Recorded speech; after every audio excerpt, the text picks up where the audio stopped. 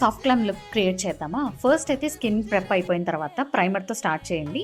Next orange colour కరెక్టర్ని మీకు ఎక్కడైతే blackness ఉందో అక్కడ మాత్రమే పెట్టి బ్లెండ్ చేయండి. బ్లెండర్ ఎప్పుడు కూడా వెట్గా ఉండాలండి. Next step foundation. ఎగ్జాక్ట్ షేడే పిక్ చేయండి. తీసుకున్నది నీట్గా ఫేస్ అంతా కూడా అప్లై చేయడానికి ట్రై చేయండి.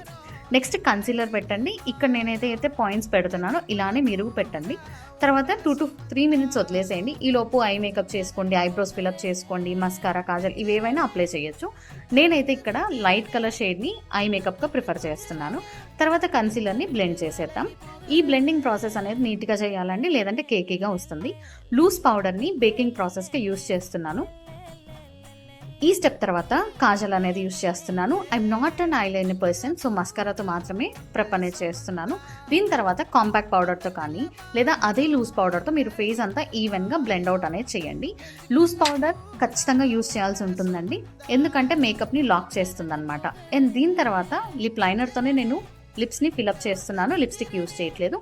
ఐబ్రోస్ ఫిల్ చేసేస్తున్నాను. లాస్ట్లో మంచి మేకప్ ఫిక్సర్ మీద మీరు ఇన్వెస్ట్ చేయాల్సి ఉంటుందన్నమాట. ఇది మన మేకప్ని లాక్ చేసేస్తుంది. Then you're good to go. మీ మేకప్ అయితే ఫినిష్ అయిపోతుంది. See you in the next video.